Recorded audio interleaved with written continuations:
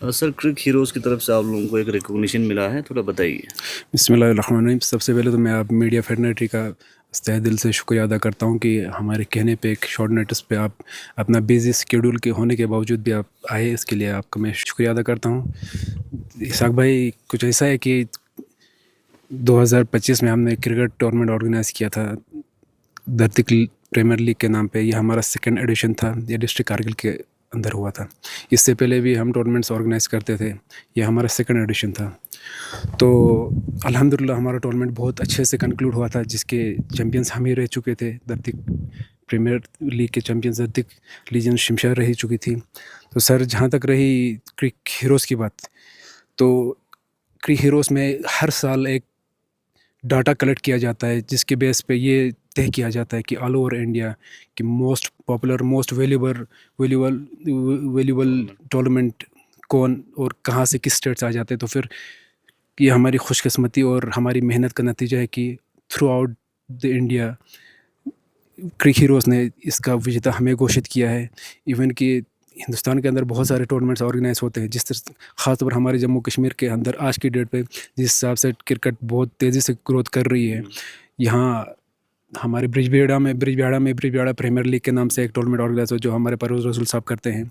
ये कुपवारा में हमारे इस साल रॉयल प्रीमियर लीग के नाम पे भी हुआ था। उसके बावजूद भी अल्हम्दुलिल्लाह ये Dadi premier league throughout India ये फर्स्ट नंबर पे आई है, most valuable tournament of the year. अच्छा, तो सर जिस तरह से मोस्ट वैल्यूएबल टूर्नामेंट का जो है विजेता आप लोगों को मिला है, तो क्रिक हीरोज़ के बारे में थोड़ा बताइए। क्रिक हीरोज़ के बारे में सब कुछ ऐसा है कि ये एक ऑनलाइन ऐप है। यहाँ पे ये डाटा ये कलेक्ट करती है कि मैं जहाँ भी ये टूर्नामेंट्स ऑर्गेनाइज होते हैं, ये यहाँ की सारी डिटेलिंग क्रिक हीरोज़ हमें देती है। तो फिर क्रिक हीरोज़ का ऐसा है कि जहाँ जिस लेवल पे भी स्टेट लेवल पे हो, ये डिस्ट्रिक्ट लेवल पे हो, या आपके ब्लॉक लेवल पे भी हो, जहाँ पे भी ऑनलाइन रजिस्टर्ड टूर्नामेंट्स चलते हैं, तो उसका डाटा पूरा क्रिक हीरोज़ के पास होता है। तो क्रिक हीरोज़ की अपनी एक मैनेजमेंट बॉडी होती है, वो मिल के एक कोर होती है इनकी ये सारा डाटा भी पहले कलेक्ट करते हैं स्टेट लेवल पे। उसके बाद ये देखते हैं कि मतलब जो जहाँ तक मेरे हिसाब से ये जनवरी एंडिंग में मुझे क्रिक हीरोज़ की तरफ से कॉल आया था कि इस तरह आपका tournament most popular tournament of the year रह चुका है। तो फिर पहले तो मुझे लगा कि मैं भी हो भी सकता, नहीं भी हो सकता, क्यों हमने इतना एक्सपेक्ट नहीं किया था। लेकिन और एक्सपेक्ट ना करने की बड़ी वजह ये थी कि हमारे पास स्टेट के कोई बड़े नामचीन प्लेयर्स थे ही नहीं, क्योंकि हमारा टूर्नामेंट सिर्फ डिस्ट्रिक्ट तक ही महदूद था। हमने रिस्ट्रिक्ट रखा था डिस्ट्रिक्ट के प्लेयर्स के लिए। तो फिर जब मैंने अपनी डिटेल्स दी हमारे टूर्नामेंट की, तो फिर लास्ट फरवरी में क्रिक हीरोज़ की तरफ से हमें एक अवार्ड मिलता है, फैसिलिटेट किया जाता है। जी फिरोज साहब, जिस तरह बहुत सारे टूर्नामेंट हमारे यहाँ चलते आए हुए हैं, और कम से कम हमने 5-6 साल से देखे कि क्रिक हीरोज़ को इस्तेमाल करते हुए स्कोर के लिए ऑनलाइन। तो क्या कारण रहा सर जिसके हिसाब से इतने पॉपुलर आप हुए, जबकि आपने बोला इसमें स्टेट के प्लेयर्स तो कोई था ही नहीं, सिर्फ लोकल प्लेयर्स भी ही मुश्तमिल था। मौजूद थे। तो क्या कारण रहा होगा जिसकी वजह से इतने पॉपुलर हो गया आपका टूर्नामेंट? नासिर भाई, कारण तो यही रह चुका है कि इन्होंने भी ये थोड़ा सा सर्वे किया होगा अपने लेवल पे। पहली बात ये कि उनकी तरफ से एक क्वेश्चन ये पूछा गया था मुझे कि मतलब हम यूटी लद्दाख से हैं, जेंड के नियर बाई यूटी हमारे। तो फिर उन्होंने यही कहा था कि कोई नामचीन यानी जैक लोन जैसे, इशनाक जैसे बड़े नामचीन प्लेयर आपके टूर्नामेंट में थे नहीं। फिर भी इसके रीज़न यही है सर कि मतलब हम व्यूवरशिप का हमने फोकस किया था। हमने अपने डिस्ट्रिक्ट लेवल पे ही रूरल लेवल से टैलेंट्स को ला के, इवन कि हमने यहाँ पे 56 टीमों को पार्टिसिपेट करने का मौका दिया था।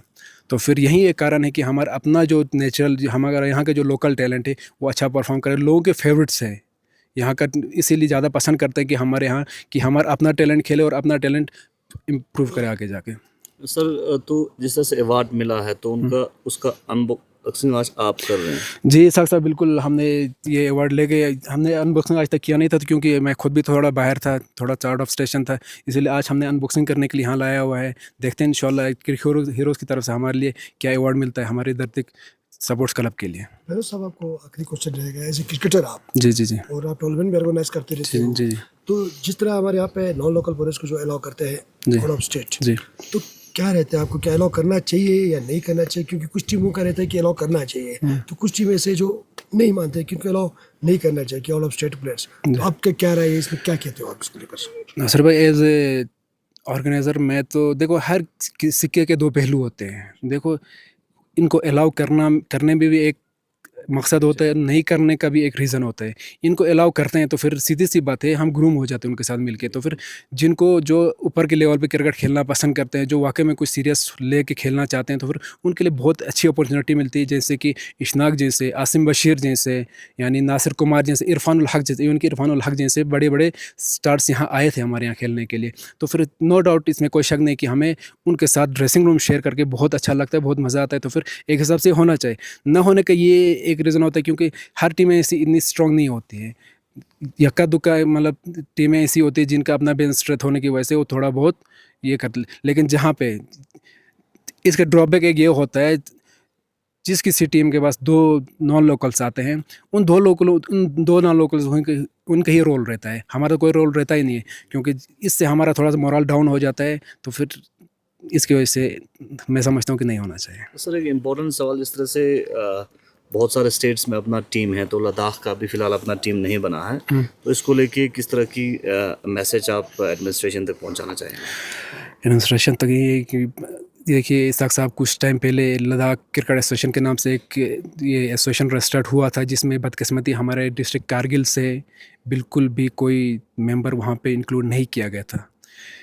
और जो भी मेंबर्स थे वो लाइफ टाइम के लिए आउट ऑफ यूटी लद्दाख के थे, जो होना नहीं चाहिए था। मैं एडमिनिस्ट्रेशन से यही गुजारिश करता हूँ कि थोड़ा सा गौर कीजिए हमारी क्रिकेट के ऊपर, क्योंकि एक अच्छी गेम है, हर बुराई से दूर ले जाती है। और आज की डेट पे इस महामारी में क्रिकेट एक ऐसा माध्यम, एक ऐसा ये प्लेटफॉर्म है जहाँ पे हम अपना करियर बना सकते हैं। तो फिर ज़्यादा तौर पर हमें ये क्रिकेट एकेडमीज़ का होना ज़रूरी है। हाँ, तो सरकार को चाहिए कि हमें ऐसे ग्राउंड फैसिलिटेट किया जाए जहाँ पे हम अपना गेम दिखा सकें। हमारे पास ले दे कि एक ही होल डिस्ट्रिक्ट के पास एक ही ग्राउंड है, और वो ग्राउंड भी हमारे पास ना, हमारे उस ग्राउंड में कोई वाशरूम्स है, ना हमारे उस ग्राउंड में कोई ज़्यादा अच्छा कोई सेटअप होता है। एकेडमी को लेके यही है कि ज़्यादातर पर हम फोकस कर रहे हैं कि मतलब यंग किड्स को पे ज़्यादा ध्यान दिया जाए। हम यही चाहेंगे कि मतलब जितना हो सके हम रूट लेवल से ही बच्चे उठाएं, और कोशिश यही है कि जितना हमारा रॉ टैलेंट है उसको मौका दिया जाए। और एकेडमी में ज़्यादा मेरा यही कोशिश यही रहती है कि जितना हो सके मैं आगे पीछे से जो भी मिलते, जो नीडी वंस होते हैं, जो एफर्ट नहीं कर पाते हैं, आगे जिन्हें मिलता नहीं है, तो फिर उनको मैं ला के खिलाता हूँ। और हर पेरेंट्स से मेरी यही गुजारिश है कि कोशिश कीजिए अपने बच्चों को सुबह या शाम को एक टाइम निकाल के यहाँ ज्वाइन कराइए एकेडमी में। जिस चीज़ से हम महरूम रह चुके, अब तो हमारा टाइम तो निकल गया नासिर भाई। तो फिर कोशिश यही करेंगे कि मतलब जो अंडर 17, अंडर 19 जो किड्स हैं, हम कोशिश करेंगे बेसिक्स उनको देने की। एटलीस्ट जितना हमसे हो सके हम वो उन किड्स तक पहुंचाने की कोशिश करेंगे। और एकेडमी खोलने का मकसद भी यही है कि मेरा अपना कोई मेन रीज़न तो नहीं था कि मैं एकेडमी खोल के कुछ और अलग से करूं। एकेडमी खोलने का मतलब यही था कि मेरा एक टारगेट है नासिर भाई, मैं कोशिश करूंगा कि मतलब कम से कम कम से कम कुछ हो ना हो, मैं कुछ प्रोडक्ट्स देना चाहता हूँ मैं यूटी लद्दाख को। या मैं चाहता हूँ कि हमारे लड़के IPL रिप्रेजेंट करें, स्टेट की टीम को रिप्रेजेंट करें। इंशाअल्लाह रहमान, अगर कि अल्लाह ने चाहा तो इंशाअल्लाह रहमान इंडिया भी खेलेगा, वो दिन दूर नहीं होगा यहाँ से लड़का। तो सर, जिस तरह कुछ ऐसे भी प्लेयर्स या पेरेंट्स हैं जिसको एकेडमी के बारे में पता भी नहीं और एड्रेस भी मालूम नहीं है, तो क्या आप बता देंगे अपने वीडियो के थ्रू उन तक कि आपका एकेडमी कहाँ पे मौजूद है और कितने बजे से कितने बजे तक खुले रहते हैं? नासिर भाई, बहुत सारे डेडिकेटिंग पेरेंट्स हैं जो अपने बच्चों को यहाँ लेके आते हैं, सुबह शाम टाइम निकाल के लेके आते हैं। और जिन पेरेंट्स को इसके बारे में ज़्यादा अवेयर नहीं है, जो पेरेंट्स, उनके लिए मैं यहाँ का लोकेशन यही बताना चाहूँगा कि मतलब near Jafariya school Kurbathang, Jafariya school high secondary Kargil, और पेट्रोल पम्प में ये एकेडमी यहाँ पे लोकेट कर रही है। तो फिर हाईवे के बिल्कुल नज़दीक 500 मीटर्स के अंदर है। मेरे इंस्टा ID, हमारे एकेडमी की इंस्टा ID भी बनी हुई है। सारे ये सोशल जो मीडिया अकाउंट्स है वो सारे बने हुए हैं मेरे, उसमें हमारे कंटेक्ट नंबर्स भी, स्टाफ के जो भी कंटेक्ट नंबर दिए हुए हैं। कोशिश कर रहे हैं कि हम 24/7 ओपन रखने के लिए। बहुत सारे बच्चे हैं, जो सारे बच्चे, ऑलमोस्ट सारे बच्चे हैं, स्कूल जाते हैं, तो फिर उनके पास सुबह और दिन का तो टाइम होता ही नहीं है। शाम को ज़्यादा यहाँ पे बड़े लड़कों ज़्यादा प्रैक्टिस करते हैं। तो फिर नाइट का हमने स्पेशल शिफ्ट रखा हुआ है। अगर कि बच्चे हैं, तो कोई पेरेंट्स लाना चाहे तो फिर हमसे कॉन्टेक्ट कीजिए, नाइट का भी यहाँ पे शिफ्ट अवेलेबल है।